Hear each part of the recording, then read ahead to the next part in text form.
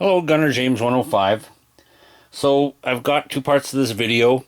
The first part was filmed out at the range, and so I'm out there shooting this thing for you. And my plan was to do that shooting part, and then sometime later, I think a couple days ago I did that. And then now here I am, kind of giving you a little information on the K31 in general, and in particular this particular one that will show up a little later on the range. So I was going to give some close-ups, and I kind of laid out a little bit of the accessory type thing here as well. Funny part is, I'll show you the bayonet.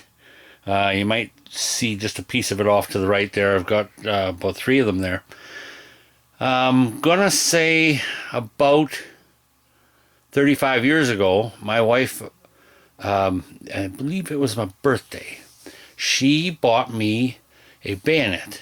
And at the time, she didn't know what it was for. I didn't. I mean, I knew it was a Swiss bayonet at the time, and so it was just a real nice gift, right up my alley type of thing. I would certainly appreciate. And so probably 7 years ago, so that's quite a few years after getting that bayonet, I bought this rifle here.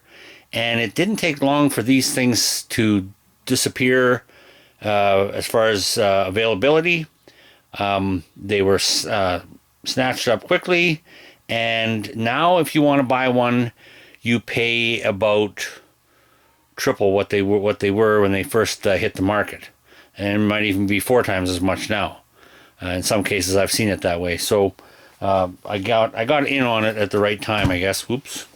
And so before I do the close-ups, I was just going to give some information. So it is the Swiss K31, and it fires the 7.5 by 55 millimeter. And so I've got some of it set out on the table here. The type of case, I guess you'd call it, or ammo box that it comes in. So anyways, the designation K31, so this design and everything, they actually had only built something. They built something like 200 rifles in 1931 for trials, and then started producing them in 1933 all the way up to 1958. And so this particular one, just looking up the serial number on it, because you can do that on the internet, it is a 1951 model. And so, and in that year, exactly 23,050 were built. So this is what I've come to find out about this particular one. And also, it's in the beechwood. So originally, when they were first building them, they were in walnut, and so it's a stronger, harder wood than this here, which is another part of this topic regarding the shoulder stock area. But up until like just before 1946, they switched over from walnut to this beech, and they carried that on till 58. There were some leftovers that kind of found their way into the production, but that kind of stopped by about 54. And so what you have, the only bayonet that I can really see that was mated with this was what they called the M1918 bayonet. And so I'll show you the examples I have. And so there's also, if you buy one of these rifles, you may or may not, if you take off the plate on the end of the shoulder stock there, you may or may not find a little white plasticized, or I think it's kind of like a laminated card. Not very big, probably about maybe 1.5 inches by a 1/2 inch wide. And there's a little hole in it. One of the screws that holds the plate on goes through that hole, and so that little tag is on the inside there. This particular one has it, and it's there's the area that I'm in. We've had some fairly recent arrivals, immigrants from Switzerland, and so I was able to get things translated. And actually, I brought this rifle out for a fella to try out on his farm. And so he was shooting this, and I took out the M44 Polish, let him try that one too, and he was very generous in giving me 3 Swiss Army blankets. That's a topic for another video. I've got one of them on the table here now, but what a incredible gift.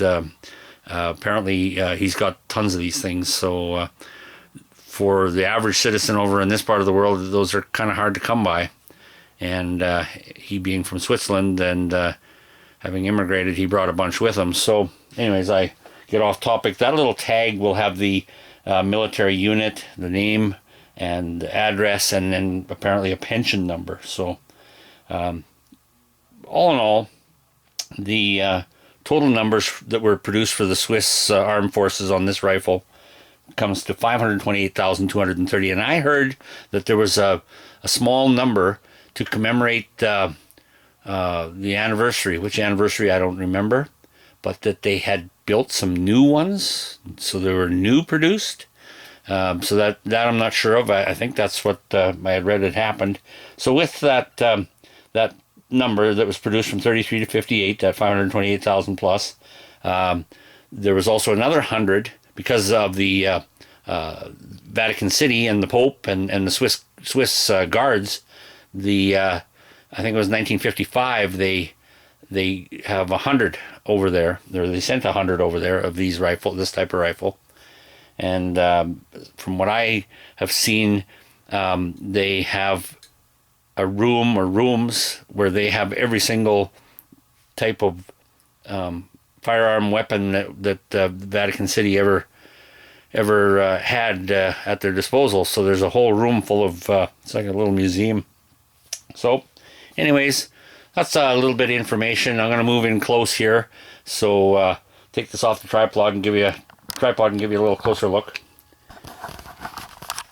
So when I was talking about the stock, a lot of these you'll see a lot of dings and you know, a rough area in this part of the rifle, which this one does have, and that was caused by the winter cleats that were on the boots.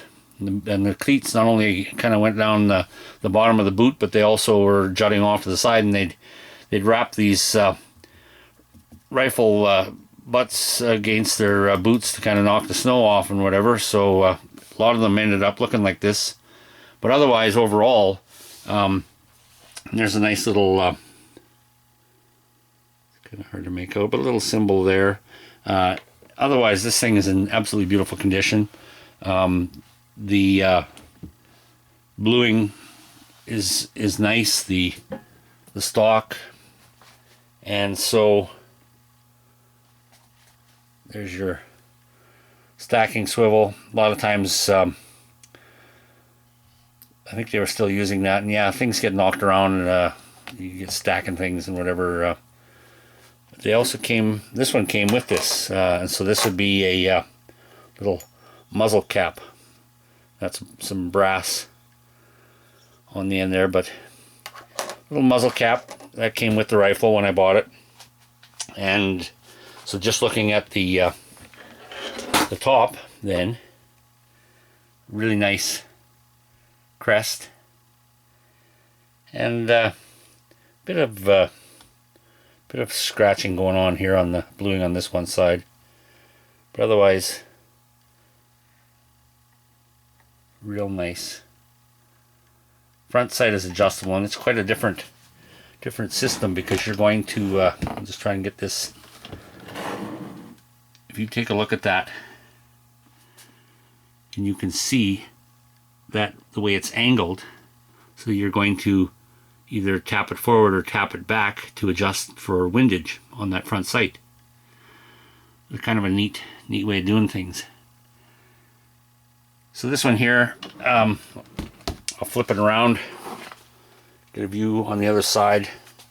There's a couple of those charger clips that work incredibly well, and the safety is here, a nice big ring on there so you can get your gloved finger in. Now it's kind of hard for me to operate with one hand, but you pull that out and turn it horizontal, and then that's your safety. But the same thing with the charger. You know, it's got a nice big slot that would fit or allow you to fit a glove in there and load that way. But here's your, and in the second part of this video I was questioning the sling install and was going to check on that. Well, I have checked on it, and this is the correct way. I was wondering about the rough side being exposed, as you know, but that's how that goes. And so just some close-ups here. I think I did that. That's a recent thing. That's not good. I'll have to oil that. But yeah, rear tangent sights. It's not bad. It's not a bad sight at all. I'm not a fan of. I love the peep sights, and this type of sight is not my favorite. I call it old-fashioned. But it works real well. It is not a bad sight as far as that type goes. That rear leaf. And so this here now, a little helmet. I'll have to do a video in my open flange poncho there. This is a full box, so that's 480 rounds of Gewehr Patron 11, or GP 11 is it commonly referred to. Got a couple of to move my beer a little bit here. So this they've got a strap like this on both ends. That strap just actually runs on to the inside of the box, right through to the other side. So it's good and sturdy. And then there's this. As you can see, this is totally sealed. So this is complete and full. And I'd like to get some more of this because I'm kind of running low. You've got your cleaning kit. So. And they use the barrels on these things are always really nice. They use a particular grease as opposed to an oil on there on when they oil the barrel and whatever, so they preserve things and keep things pretty nice. But this is just another little accessory that you can pick up to go with your K31. So everything's there. I forget now, it actually does a couple of different calibers, I believe. Not sure. Oh, maybe not. It could be just, it's all strictly, well, there's a bigger brush there. But otherwise 30 caliber. So that, and then this just happens to be inside of these, you're going to have, I think it's 6 packages possibly. 10 in each pack, so there'd be these packs wrapped in paper, and so when you go to, you don't just pull them out like so. There'd be this larger pack. You pull that out, and then you open it, and then inside you'll find these, and then that's the round there.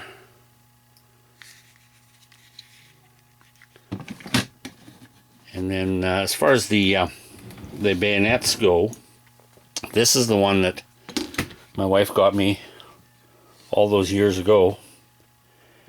And so it's got this little problem with the strap. I guess it's how old this is. I have no idea. What I was trying to do is get that out of there.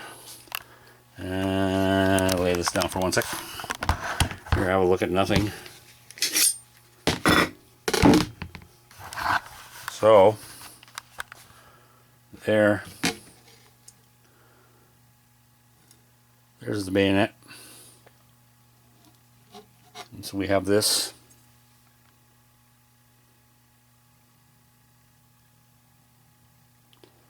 So there's the company, and there's where it was made. And then This one here is a little, I mean, it could be how things are treated. Possibly also it's old. Maybe it's old, but you know, the attachments here are all good on this one, but this bayonet is looking a little rougher. And there we go. But it's, where am I? Huh. So there is that one, and then we had lastly this one here, and the scabbard is quite a bit different. The frog is something I don't quite understand. It's just a strap of leather, just exactly how that works. And then I'll set this down one more time, and you can see, man, it's a lot of blinding glare off of that, but you get out of the light. So there we have the markings on that one, and it's in pretty incredible shape. This could be a, what they call like a drill type, or parade type, I should say, parade type bayonet, because it's really shiny, or it's just that new, I don't know. So anyways, that's about all I can tell you on this very fine rifle that I'm proud to own, happy to own. If I were to say to you that 7 years ago this was selling for $300 Canadian, and like I say, it's tripled or quadrupled that in a lot of the sales that I've seen. So there you have it. Thanks for watching.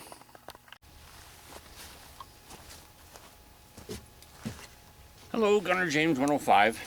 So, second part of the video, which in this case is being filmed before the first part. Normally I would do close-ups of this and tell you a little bit about it in the first part and then go shooting. So you'll by the time you get to see this, what I'm doing here now, you will have seen the first part. So as it is, being as this is the second part being filmed first, I'm looking at this sling and I'm wondering about it, because I don't know why the rough side would be showing. So I may have this on wrong. I'm not sure, but it's just something that occurred to me because I haven't really done a lot with this rifle. I've had it for 7 years maybe. Haven't shot it more than a few times. And because I had some ammo, I was wanting to get more. It's the GP11, and so I have a case that's unsealed, or that's sealed, sorry, that I haven't broken the seal on, and I believe there's 480 some rounds in it. So I have that one box and a few loose rounds. I've got these and maybe another 20, 30 rounds that I have to play with, I guess, until I have to open that other case. I'd like to get another case to have in reserve, I guess, or to have a complete case. But the magazine is out because I was going to do a little demonstration on what I thought was a little strange about this rifle. It's the same as any other K31 in its setup. You know, the bolt handles on the right side. So in all respects, it's a right-handed rifle, as most military rifles were designed to be.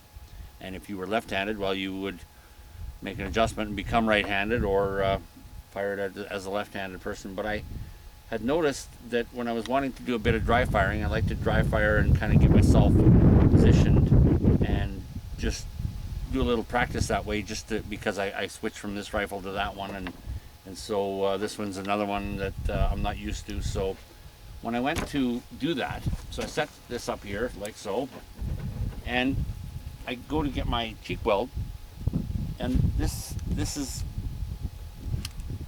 right on my chin. I can't, I'm trying to get in there, and this is bothering me. I don't like this here. It's, you know, if I were having to deal with that, try to get my cheek up in there, that's right on my chin, and I can't really get where I want to be. So I would disconnect that, and it doesn't take too much to do that. Just take it off there, and now I can get right down in there. Okay. But then I thought to myself, man, and I've never done this before, but I am right-handed, and I thought to myself, you know, if I were to take this rifle as it is, if I was a left-handed person, so now I've got basically my left hand is my trigger finger, and I'm going to grip back here. Got this on my left shoulder. Charge the bolt. Take a grip. And I can get my cheek up in there. And actually, man, I got that nice and steady, good sight picture. You know. But as it is, for me to fire it the way I would normally fire a rifle, I might even try this left-handed thing and see which is working out best for me with this rifle. And I'm pretty sure it's not going to work that way on anything else. But yeah, it sure feels comfortable shooting this one left-handed, even though I have never done that in my entire life. I'm a right-handed with a dominant right eye. So yeah, just for today's purposes, you know, I think I will take that off of there. I would like to get myself a it was easy. Now it appears as though, oh, it's because there. So I take that off for now, and just get myself ready here. Some eyes and ears.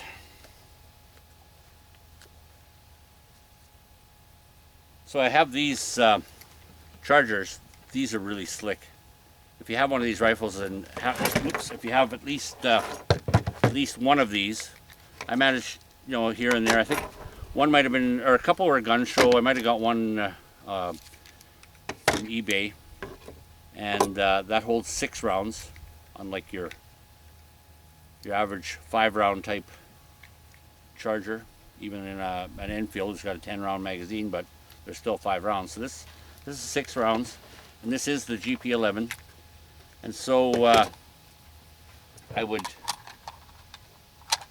get myself ready here now and put this in the right way, and that might help. Again, if I fired this in the last 7 years, about 7 years ago, and put it on the shelf, and haven't really looked at it since, so it's been quite a while then. So we'll try it out, and these here. So your thumb cutout is on this side. So you're going to take, and just as smooth as could be. That's probably the nicest charger I've ever used. And you slam that forward, good and firm. Make sure that it's seated, and now you're ready to fire.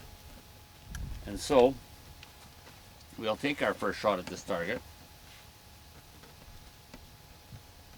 The trigger pull is incredible. I mean, I got lots of take up, and then when it gets to the point where it stops, very little movement beyond that point, and it fires. So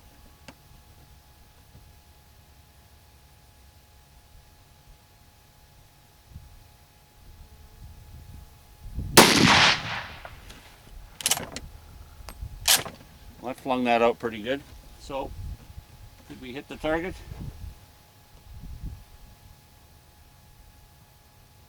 Yes. So we'll do these 6 rounds. We'll take a look at the group. As I said, I'm at 50 yards on this rest here, so we'll see how it does.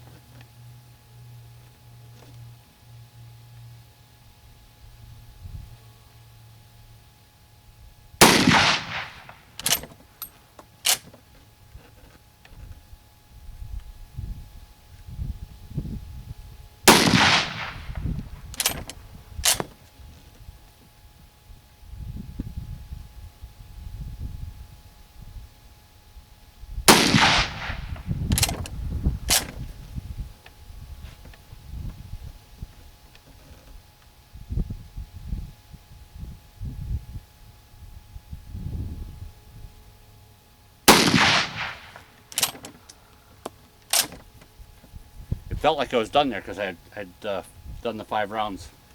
Here's number 6.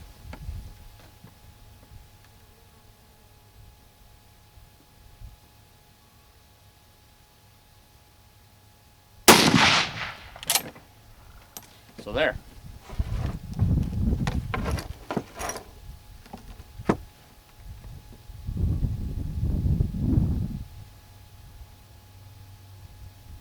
So we've kind of climbed a bit of a ladder there. It's the first ones were more to the center, and then we kind of climbed up into a bit of a loop. So I'm not sure what happened there. I'm going to take another 6. So I'm going to set this target or plug these holes here on this target, and I'm going to take another 6. You just calm down a little bit as far as like I said, I haven't fired this thing in possibly 7 years. Where I'm putting the sights or how I'm trying to aim, it's climbed up, so I'm not sure what that is. I started out more to the center, and so we'll try another 6. So hang tight.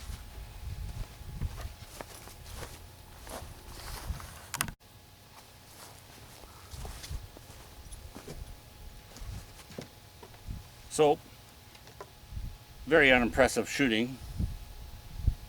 I'm going to try something different. I'm going to try wearing some glasses and see if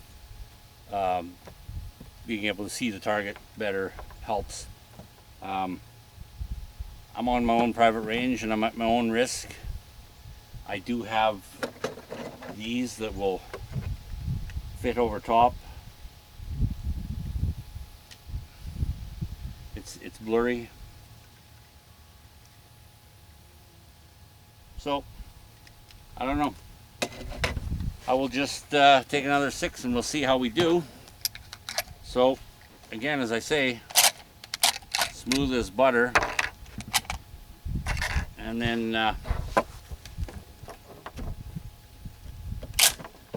there we go. So,